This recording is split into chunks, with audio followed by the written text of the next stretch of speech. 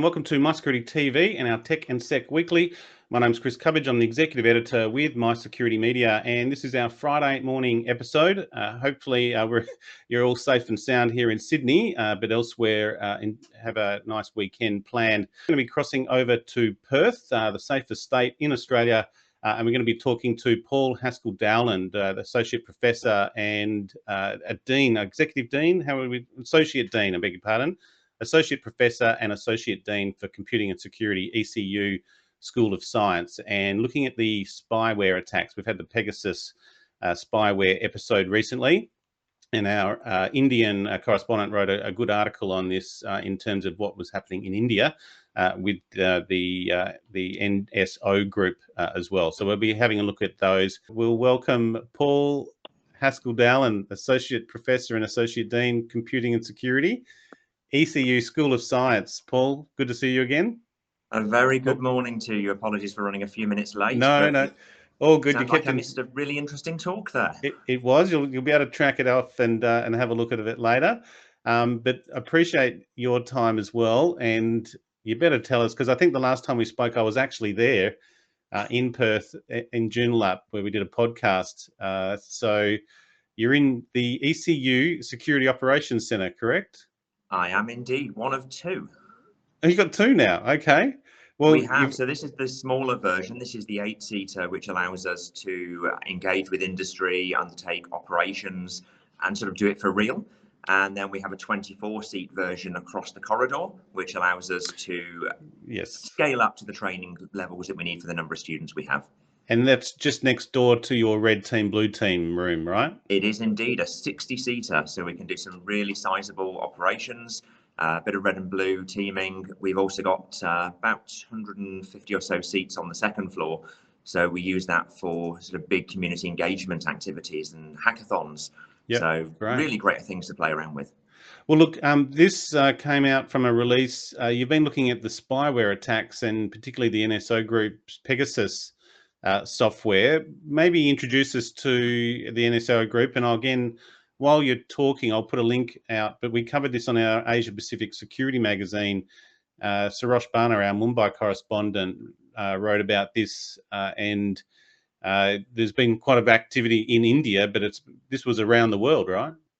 It was indeed, and India particularly notable because of the number of targets for this particular piece of software, the spyware, and the fact that there's indicators, evidence that a number of the targets are opposition party members. So it's being used for potentially political means, which is very much against the published ethos of the NSO Group themselves. So the Pegasus spyware is their sort of premium product that they sell predominantly to governments, law enforcement agencies, and obviously intelligence agencies around the world. So that particular organization is a private company funded by various sources around the world and has developed a number of tools over the years, but Pegasus is perhaps their main one. And it's a piece of spyware, it's a platform effectively that allows government agencies to deploy the malware against targets. And it's typically deployed against mobile phones, mainly iPhones, but there's also been some Android devices targeted as well. And it is really the ultimate spyware. So the current incarnation is delivered via a text message, typically an iMessage, sent as a zero-click infection vector. So the recipient simply receives a text message, and in some earlier versions, it was also propagating through WhatsApp, and it would literally be a missed call or a direct phone call to you, and that was enough to deploy the spyware. So it's a completely transparent, very James Bond. And once you've got that spyware running on your system, it's effectively a complete backdoor to your mobile device. And to put it into sort of context on Apple devices or Android, is equivalent to rooting or jailbreaking your device.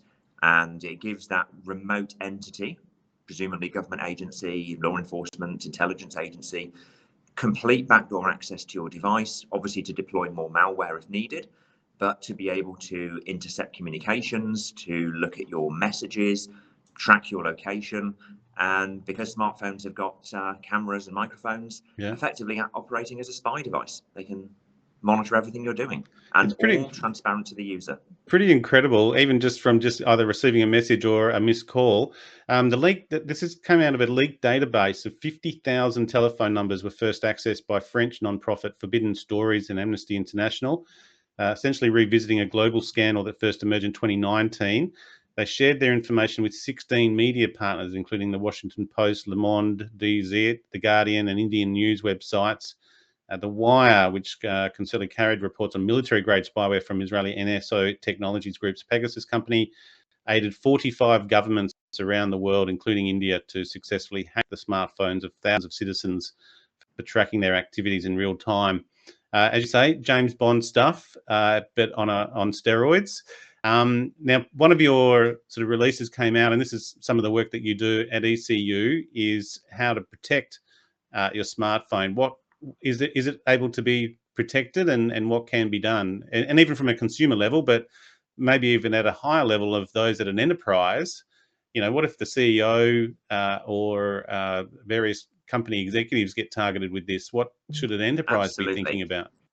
So far, we've not had any reports of sort of industrial espionage using these particular tools. Now, that doesn't mean that hasn't happened. It's just that we've not heard about it. Yeah. Now, in terms of the particular spyware that is currently working around the sort of stories on the internet, this is something that is pretty much impossible to defend against. It is a zero-day vulnerability, obviously now known about, but a zero-day vulnerability in particularly Apple devices. It was targeting the iMessage platform, and there is no defense against that. If you receive one of these messages, you will be infected if your device is vulnerable to that particular compromise. Now, this has been in use for quite some time now, and being a zero-day attack, Apple and obviously the more limited vulnerabilities in the Android platform were unknown about. And it's sort of reminiscent of the issues that we had coming out of the NSA a few years back, where the exploits they were using against Windows operating systems had never been reported to Microsoft.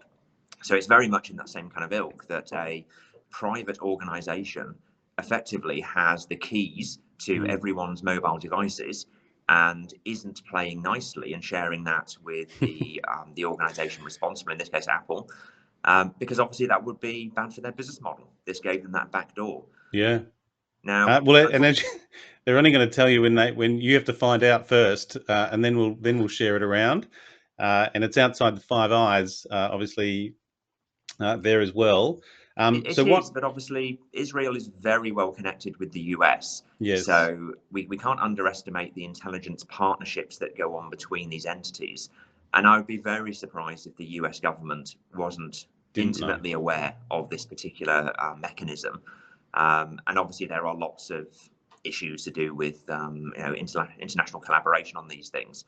But I guess to get back to the sort of core part of the question, in terms of what you can do to protect yourself against this malware, really the only option you've got at the moment is to continue to deploy patches to make sure your device is kept up to date, and to make sure that you are watching out for any updates if your device doesn't auto notify you. Because at some point, and I did notice there was a new update for iOS in the last few days that certainly came to my phone. I don't believe it fixes that bug officially, but it may well be they've done something in the background. But until that is done, we're not going to be safe from this kind of attack.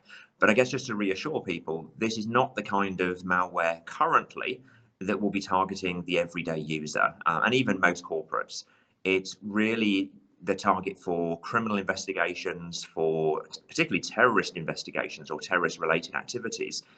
And unfortunately, as we've seen, it then tends to spill over into what, as far as the governments are concerned, are legitimate targets. Yeah. And I think this is another important point. We are classifying these attacks as being, very inappropriate, illicit targets that should never have been the focus of interest of those governments. But from the perspective of those governments, they are entirely legitimate targets. In many countries, simply opposing the government is enough for you to be investigated under their legal frameworks. And we have our perspective, they have theirs. Correct, and it is that form of that interception, we obviously have our Telecommunications Interception Act and those types of things, and it may well be that law enforcement and intelligence agencies will intercept. Operation Ironside also came to mind as well, just there, but that's obviously using a specific application. But again, it gives you the sort of the sense where everyone has a smartphone these days, and with us. And I know that's number 3 on your on the list of top 5s. Is don't lose your phone and keep your physical and keep your phone close to you, which most people do anyway. They do, but still far too many people don't have security enabled or don't have it auto locking, for example. So if your phone is physically accessible to somebody, yes, you might never click on links, but there would be nothing to stop, an adversary accidentally grabbing your phone, quickly browsing to a web page that, just a drive-by download of some malware, and then returning it. How many people leave their phone on their office desk? Yeah, and we often do hear of this in a sort of domestic violence setting as well, particularly for ladies in that situation. Make sure you keep your phone close to you, because it is very easy, Paul, is that not right? As you say, just simply going to a website with auto malware download and they'll have access to it. It is indeed, and obviously there's lots of other technologies that can be used, almost as legitimate apps that can be installed on devices, particularly on the Android operating system. And I did an article a little while ago about the Apple AirTags and the domestic violence implications for those, and we've already seen some examples of particularly bad incidents. But I mean, obviously, all of this technology is great, and I wouldn't discourage people from engaging with it. But sometimes you do wonder if we were better off with the dumb phones, the small bricks in our pockets that couldn't do very much. And I suppose the other one is the Android versus iOS, which is kind of the better of the two, I suppose. Is Apple more secure? But then there's also the risk of, if the Apple keys ever get out, then half the world's taken over. So Android tends to be less secure, right? It's actually a really interesting discussion area, because obviously people do associate Apple with security, and they are seen as being a well-protected ecosystem. And that's an important point, is that Apple is very tightly controlling of the entire environment. So this is why people jailbreak their phones, to escape that kind of control. And it does reinforce security. There have been very few malicious apps available through the legitimate App Store, and there are relatively few real bugs in the system. But when one comes along, because we've got that tightly managed system, because the patches and the iOS updates are deployed with almost universality across the world, what you're also doing is creating a common base. And so if you're going to put the time and effort, and obviously the NSO Group has invested millions into developing malware to target these devices, the benefit of targeting an Apple device is that there are going to be millions of devices that are vulnerable all at the same time. Of course, it's the holy grail, really. At the same time. Yeah, and exactly right. You can push it out to every mobile phone on the Apple network, right, in terms of that platform. So it's the keys to the kingdom. But Android is an interesting sort of alternative argument, in that by having so many flavors of the Android environment, and in particular with manufacturers customizing the platform, it reduces the footprint of identical systems. Obviously, you've still got a lot of users all with the same Samsung device, for example, but it does make it that bit less desirable perhaps for the developers. But it then introduces a further problem, that as the manufacturers move on to the next model, they often leave behind the older ones. And because they do customize the Android operating system, they start to stop supporting the updates for them. You might get the occasional critical one. So whilst you'll end up with maybe hundreds of flavors of Android across the world with slightly different vulnerabilities, you do still have that common set or common base as the latest, greatest new gadget comes along. Very good. And as you say, you might not get the spread, but they do have those inherent vulnerabilities. And the secret to this really is the main message is keep the devices current and well patched, and do those patches. Really, that's the best thing we can do. And as you say, have a access control over the front of it. Absolutely. And also just thinking about the use of the phone. So as we talked earlier about, physically protecting it, not leaving it lying around, making sure it's locked. Obviously think about things like backup. So, should your device be compromised, and let's think a bit wider than just this spyware example. We've seen ransomware hitting systems all around the world. What if ransomware were to hit an iOS version and spread maliciously through the world? What if they could get into the update mechanism for Apple? Again, it's not massively likely, but if I was looking for a target, that would be a pretty big one. I'm sure the day will eventually come. And I suppose the last two here is avoiding or being aware of the free and public Wi-Fi services, and then also the encryption. Absolutely. So the public Wi-Fi issue is one, obviously, that we've talked about many times in the cyber domain, just because of the inherent risks. And don't forget, hotel Wi-Fi is another very commonly overlooked particular issue. But if you're on a public Wi-Fi network, there's no guarantee who set that up, who's watching it. And obviously, we know that there are spoof networks all over the place. So avoiding using it for anything sensitive or security conscious. VPNs, particularly for organizations, are really useful, especially if it's the organizational one. It gives you a somewhat guaranteed exit node. But again, there are also vulnerabilities with those things. They often depend on DNS. And if someone was really trying to attack an individual, they could certainly spoof enough of the infrastructure to be able to fool some platforms. And then thinking about your device tracking and remote wipe capabilities. If it simply gets stolen, think of all the data that's on there. The keys may be stored on there, passwords. Again, if they can get into the device and get that malware installed, they have access to everything on the device. And that could lead through to the keychain on an iOS device. I've not seen that yet, but I would be quite expecting that to happen at some point. Yep. I think it's something definitely from an enterprise perspective. Corporate security is definitely one to be aware of. And while we're all in lockdown, they at least know potentially where you are. So be aware of that, particularly, but interesting circumstances at the moment. And maybe that hotel Wi-Fi isn't being used as much as it would. Otherwise, it's in quarantine. And Paul, maybe let's just finish off. We've got a couple of minutes. How's ECU going? How have you adapted to you're pretty good over there in Western Australia and pretty free. But again, the university, like all the university sector, has been impacted, but you're in cybersecurity, which is a growth sector. So I take it the school's doing well, and the operations centre hasn't been impacted too much?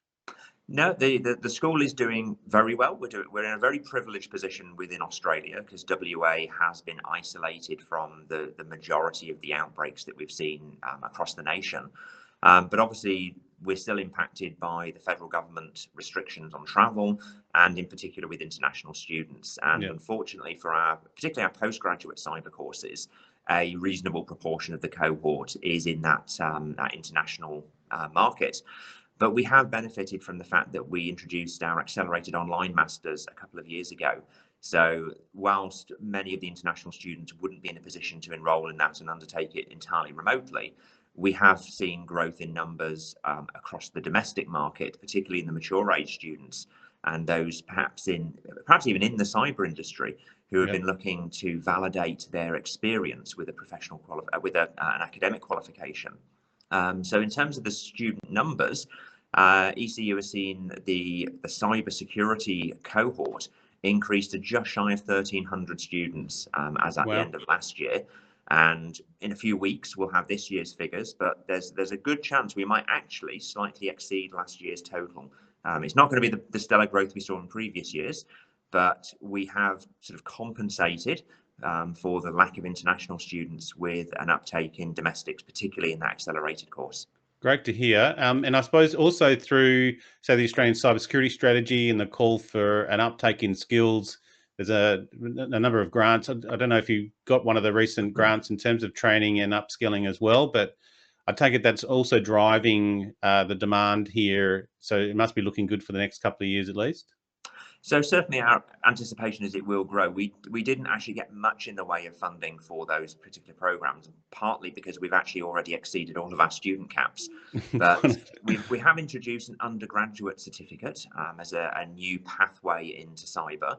So particularly targeting those who don't meet our entry pathway for typical entry into undergraduate courses. And it allows them to also get a flavour for the cybersecurity course, because we find a lot of particularly high school leavers are not really aware of what cybersecurity is. They know computer science, but the cybersecurity domain is lacking in role models. And it's something I've talked about many times previously, that you talk to parents and they know of Jeff Bezos and other key players in the computing domain. But when you talk about cybersecurity, they might have heard of Snowden and associate. Yeah. They've probably not heard of Kevin Mitnick, but that would perhaps. But not again, necessarily they're be only the hearing right of the hackers and role model. the guys that have either been arrested or Absolutely. that's it. I think So of those news stories. yeah, but you must have a few. I mean, ECU is renowned for its cybersecurity, and so again, you've got a good pedigree there, and you must, and with students around the world as well, not just within the Asia Pacific region. We have, so certainly we have a global network of current students and certainly a global network of alumni. And we're actually looking to build on that profile at the moment. So a while back, we set up a LinkedIn group to connect with existing future and past students. And that has actually really started to take off now, with job opportunities now being pushed by our alumni back to our graduating students. So that's been really successful. But we're looking to build the profiles of our grads, particularly those in senior positions. And I'm hoping over the next 6 to 12 months that we'll be really pushing the career opportunities and the successes of some of our grads to showcase what careers in cyber actually look like, as opposed to the Hollywood model, unfortunately represented by the SOC I'm sitting in today. And I do appreciate the lighting isn't great. I didn't have time to go and get my No, sound lights. that's all right. Well, I could see you got the Talos platform in the background, but you also partnered with so Talos was Cisco, isn't it? Wasn't you partnered with RSA as well? Talos is, where was Talos from? I'm trying to think. Yeah, to be honest, I'd have to go and look at my information to remember. But obviously, the pew pew maps behind me are the sort of off the shelf ones, and we are continuing to talk with various partners about utilizing various software platforms as part of our teaching, because we have now got a unit in the area of security operations. And one of the partners in particular we're looking at is Microsoft.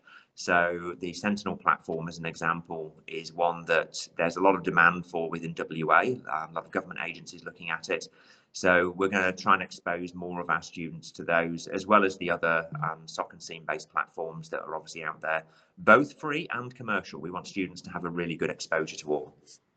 Of course, and it is Cisco. Yeah, there you go. Cisco Talos Intelligence Group. Beautiful. I'm glad I guessed that Your right. memory is excellent. Very good. And a bit of a disclosure, I am a graduate. You mentioned highlighting the graduates, so it's just getting longer and longer away. 2005, I think I graduated from ECU, and I've also been assisting with your industry consultative group. So it's been kind of a journey to stay in touch with ECU over the years. You do have a very strong alumni. So for those who are in the alumni, well, worth checking it out and having a look what they're currently doing as well. Maybe a call to action, Paul. Have you potentially got a call to action? How can they find out more information, or what would be the key page you want to drive them to if they want to find out more? Absolutely. So the quickest thing to do, as always, is go to Google. Just search for cybersecurity at ECU. So, I mean, ECU obviously has a number of core courses. We do teach pure cybersecurity degrees, both at bachelor's and at master's level, and indeed offer opportunities all the way through to PhD with our ECU Security Research Institute. And many of your listeners will be well aware of the SRI. Sort of globally recognized as a leader in security research, and obviously ECU is a teaching and learning institution in the cyber area. Great. Well, look, Paul, appreciate you taking the time out this morning, coming in slightly earlier than normal, but a pleasure to see you again, mate. And well, easy for you over there in WA. Stay safe. But we'll continue our lockdown here in Sydney, but hopefully I'll be over in Perth before the end of the year. My pleasure. Lovely to talk to you again. Have a great day. All the best. Thanks, Paul. Appreciate it. Bye-bye.